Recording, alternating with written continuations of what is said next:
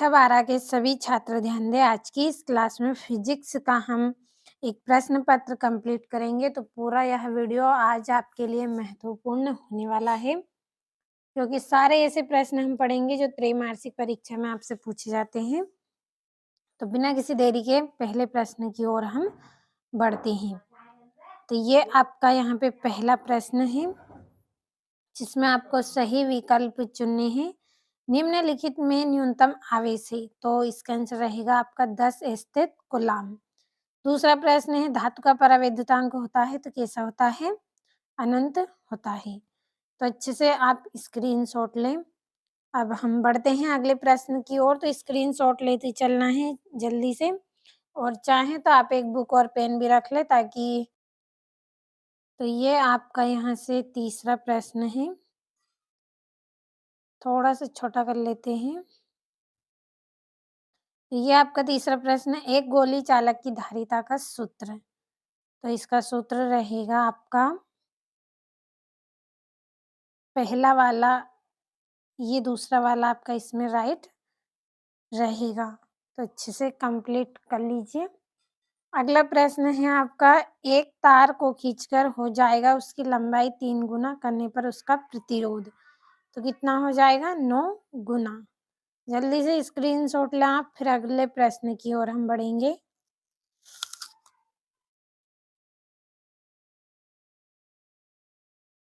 तो ये आपका अगला प्रश्न है, विद्युत क्षेत्र का एसआई मात्रक क्या है? N/C। छठा है, फ्लक्स बंधिता तथा धारिता का अनुपात है, तो प्रेरकत्व। अगला है आपका रिक्त स्थान, तो स्क्रीनशॉट लिया होगा। बढ़ते हैं अगले प्रश्न की ओर। तो ये वाला आपका पहला रिक्त स्थान, 6 म्यूएफ धारिता के 3 संधारित्र श्रेणी क्रम में जुड़े हैं, तो तुल्य धारिता क्या होगी? 2 होगी। दूसरा है, किसी परिपथ में संयोजित प्रतिरोध का ताप बढ़ाने पर परिपथ में धारा का मान डेडेस हो जाता है, तो कैसा हो जाता है? बढ़ जाता है। अगला है, चुंबकीय क्षेत्र में गतिमान आवेश पर लगने वाले बल को डेडेस कहते हैं, तो क्या कहते हैं? लॉरेंज बल कहते हैं, लॉरेंज बल। तो इसका आंसर मैं यहाँ पे लिख देती हूँ आपको।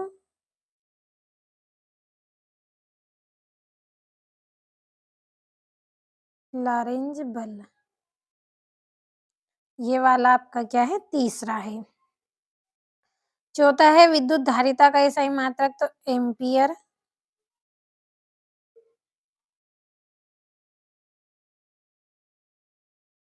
तो स्क्रीनशॉट ले। और पांचवे का आंसर है आपका, इसका मैं आपको बाद में बताऊंगी, तो आप पहले इतने जो प्रश्न हैं इनका स्क्रीनशॉट लीजिए। हो गया होगा स्क्रीनशॉट। बढ़ते हैं अगले प्रश्न की ओर। तो ये अगला प्रश्न है आपका, आदर्श एमीटर का प्रतिरोध होना चाहिए, तो कैसा होना चाहिए? 0 होना चाहिए। तो मैं यहाँ पे लिख देती हूँ 0।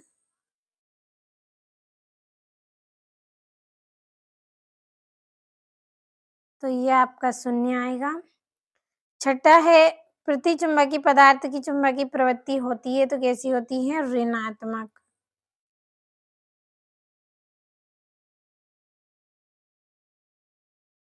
कंप्लीट कर लीजिए अच्छे से।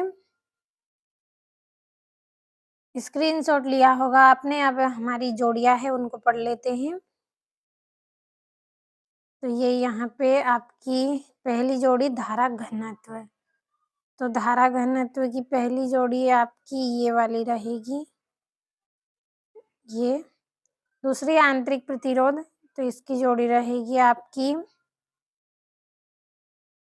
ये वाली।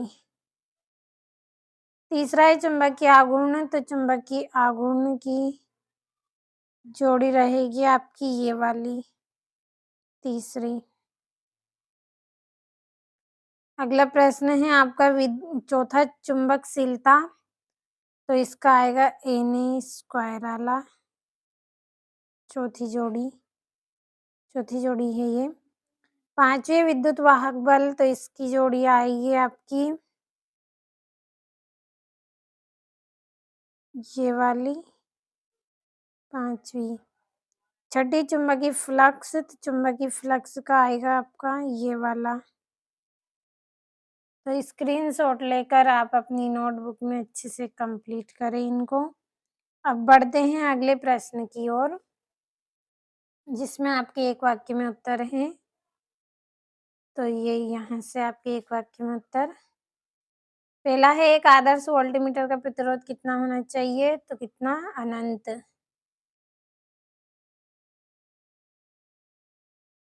अनंत। दूसरा है, न्यूनतम संभव आवेश का मान है, तो इसका मान हम लिखेंगे यहाँ पे 1.6 × 20 - 19 कूलाम।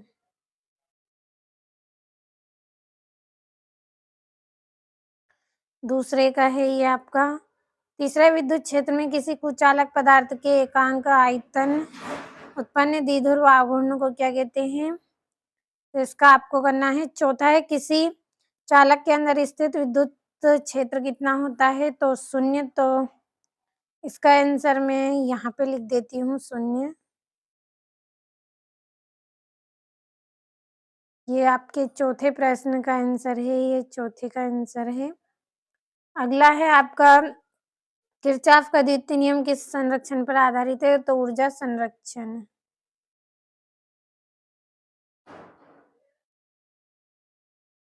ऊर्जा संरक्षण।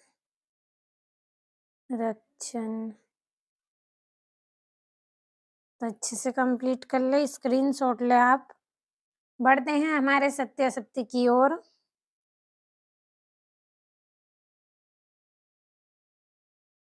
तो ये यहाँ से, विद्युत आवेश अदिश राशि है तो सत्य, और विद्युत धारा घनत्व अदिश राशि है तो गलत। एक समान चुंबकीय क्षेत्र में विद्युत द्विध्रुव पर नेट बल 0 होता है, तो ये भी आपका क्या रहेगा? सत्य। चौथा, किसी चालक के इलेक्ट्रॉन अपवाह चाल इसकी तापीय चाल से अधिक होती है, तो ये भी आपका सत्य। पांचवा है आपका, तो इसका रहेगा आपका सत्य। थोड़ा सा ऊपर कर देती हूँ, एक बार फिर से मैं यहाँ पे लगा देती हूँ निशान। पहला सत्य, दूसरा सत्य, तीसरा सत्य, चौथा सत्य, पांचवा सत्य। स्क्रीनशॉट लीजिए जल्दी से। हो गया होगा स्क्रीनशॉट। तो हमारे प्रश्न किस तरह से हैं? ये छठा, विद्युत विभव को परिभाषित करें, सातवां अथवा सहित है, तो अच्छे से स्क्रीनशॉट लीजिए आप यहाँ से। अब बढ़ते हैं अगले प्रश्न की ओर। तो ये यहाँ से 8वां 9वां। अब ये आपका 10वां है, 11वां प्रश्न। तो स्क्रीनशॉट ले अच्छे से। और ये यहाँ से आपका 12वां 13वां प्रश्न है। तो कंप्लीट कर ले, पूरे इम्पोर्टेंट क्वेश्चन हैं आपके। ये यहाँ से भी 14वां 15वां प्रश्न, और ये यहाँ से भी कंप्लीट करें। बढ़ते हैं अगले प्रश्न की ओर। ये 17वां है आपका, और ये यहाँ से 18वां है। थोड़ा सा छोटा कर देती हूँ। तो ये इतने प्रश्न का स्क्रीनशॉट ले।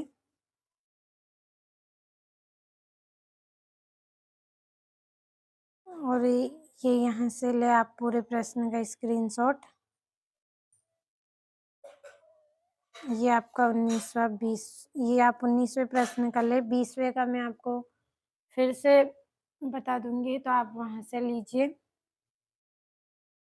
तो ये आपका 20वां प्रश्न। तो अच्छे से कंप्लीट कर लेना पूरे प्रश्नों को।